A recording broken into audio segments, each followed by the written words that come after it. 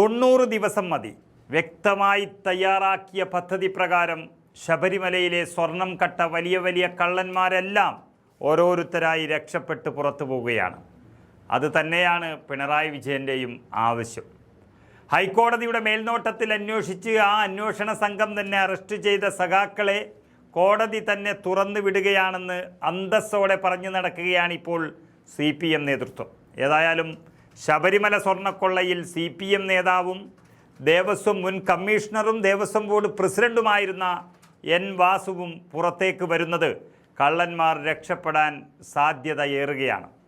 സർക്കാരിൻ്റെ കീഴിലുള്ള പോലീസ് ഉദ്യോഗസ്ഥരുടെ ടീമായ ഈ അന്വേഷണ സംഘം അഥവാ SITയുടെ മാത്രം വീഴ്ചയിൽ കുറ്റപത്രം സമർപ്പിക്കാതെ വന്നതോടെയാണ് കൊല്ലം വിജിലൻസ് കോടതി വാസുവിന് ഇന്ന് സ്വാഭാവിക ജാമ്യം അനുവദിച്ചത്.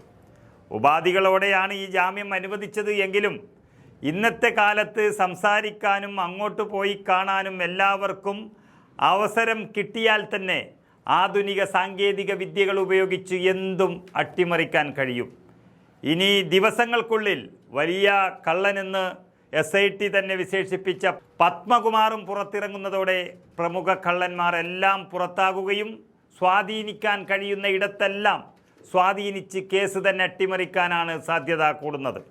അതിൽ പ്രധാനപ്പെട്ടത് ഉണ്ണികൃഷ്ണൻ പോറ്റി അടക്കമുള്ള രാഷ്ട്രീയത്തിന് പുറത്തു നിൽക്കുന്ന കള്ളന്മാർ ഇനി മറ്റ് ഏജൻസികൾ വരുമ്പോഴും ഇനി മൊഴിയെടുക്കുമ്പോഴും തങ്ങൾക്കെതിരെയും ഉന്നത നേതാക്കൾക്കെതിരെയും പറയാത്തതുപോലെ ആക്കി തീർക്കാനുള്ള എല്ലാ നീക്കവും ഇനി നടക്കാൻ പോവുകയാണ്.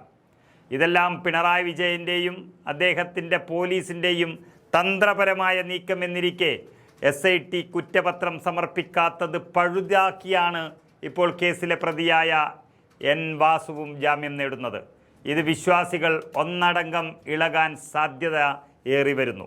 അത് ജനങ്ങളുടെ ഇടയിൽ ഒരു അഗ്നിപർവ്വതം പോലെ തിളച്ചു മറയുകയാണ്. ദേവസ്വം മുൻ പ്രസിഡന്റും കമ്മീഷണറുമായ വാസു കട്ടിളപ്പാളി കേസിൽ 3ാം പ്രതിയാണ്. N വാസു സമർപ്പിച്ച സ്വാഭാവിക ജാമ്യ ഹർജിയിൽ വാദം പൂർത്തിയാകുമ്പോൾ അദ്ദേഹത്തിന് സ്വാഭാവിക ജാമ്യം അനുവദിച്ച് കൊണ്ടാണ് വിധി പുറത്തു വന്നത്. വാസുവിൻ്റെ റിമാൻഡ് കാലാവധി 90 ദിവസം പിന്നിട്ടതോടെയാണ് സ്വാഭാവിക ജാമ്യം ലഭിച്ചത്. അങ്ങനെ 90 ദിവസം അകത്ത് കിടന്നാൽ ആർക്കും പുറത്തു പോകാം എന്ന തരത്തിലേക്ക് സ്വർണ്ണക്കൊള്ള കേസ് മാറിയിരിക്കുന്നു. SIT കുറ്റപത്രം സമർപ്പിക്കാത്തത് കൂടി ചൂണ്ടിക്കാട്ടി ജാമ്യ ഹർജി നൽകിയത് അത് എല്ലാ കള്ളന്മാർക്കും ജാമ്യ ഹർജി നൽകാനുള്ളൊരു പഴുതായി സർക്കാർ തന്നെ ഉണ്ടാക്കിയതാണ്. വിവേചനം കാണിക്കാൻ പറ്റില്ല എന്നായിരുന്നു നേരത്തെ ഈ ഹർജി പരിഗണിച്ചപ്പോൾ കോടതി വ്യക്തമാക്കിയത്. ഇതോടെ ശബരിമല സ്വർണ്ണക്കൊള്ളക്കേസിൽ ഇതുവരെ 5 പ്രതികൾ, പ്രധാനപ്പെട്ട 5 പ്രതികൾ ജാമ്യം നേടി പുറത്തിറങ്ങിക്കഴിഞ്ഞു. 1ാം പ്രതി ഉണ്ണികൃഷ്ണൻ പോറ്റി ഉൾപ്പെടെ 3 പ്രതികൾക്ക് സ്വാഭാവിക ജാമ്യം തന്നെയാണ് ലഭിച്ചത്. കുറ്റപത്രം നൽകുന്നത് ഇനിയും വൈകിയാൽ കേസിലെ പ്രധാന പ്രതിയായ പത്മകുമാറും സ്വാഭാവിക ജാമ്യം തേടി പുറത്തിറങ്ങാനുള്ള സാഹചര്യം ഒരുങ്ങുകയാണ്. തന്ത്രി കണ്ഠര് രാജീവരുടെ 2 കേസുകളിലെയും ജാമ്യ ഹർജികളിൽ വാദം പൂർത്തിയായി. അത് 18-ന് വിധി പറയാൻ നിൽക്കുന്നു.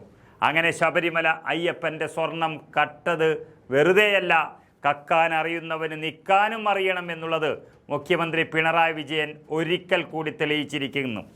ശബരിമല സ്വർണം മോഷ്ടിച്ചത് കൊണ്ടാണ് അറസ്റ്റ് ചെയ്തത് എന്ന് എല്ലാവർക്കും ബോധ്യമുണ്ടെങ്കിലും അകത്ത് കിടന്നാലും കുറച്ച് ദിവസം കഴിയുമ്പോൾ പുറത്തിറങ്ങാലോ എന്ന ധൈര്യവും കോടികളുടെ ലാഭം ലഭിക്കുമല്ലോ എന്ന ആശ്വാസവും നൽകിയിട്ടാണ് ഈ കള്ളന്മാരെയെല്ലാം CPMലെ ചില നേതാക്കന്മാർ ആശ്വസപ്പെടുത്തുന്നത് എന്നാണ് അറിയുന്നത്.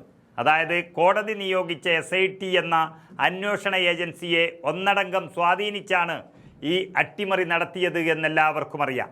ഇതിന് കോടതിയും പോലീസും കൂട്ടുനിന്നോ എന്നുള്ളതാണ് ജനങ്ങൾ സംശയിക്കുന്നത്. അതിൻ്റെ ഉത്തരം ഇനി പറയേണ്ടി വരും. അതുകൊണ്ട് ഉണ്ണികൃഷ്ണൻ പോറ്റിയും വാസുവും മാത്രമല്ല, ഈ കൊള്ളയുടെ സൂത്രധാരൻ പത്മകുമാറും എത്രയും പെട്ടെന്ന് പുറത്തു കടക്കുമെന്ന് വളരെ ഗുരുതരമായ കാര്യങ്ങളാണ് ഇനി മുന്നിൽ നിൽക്കുന്നത്.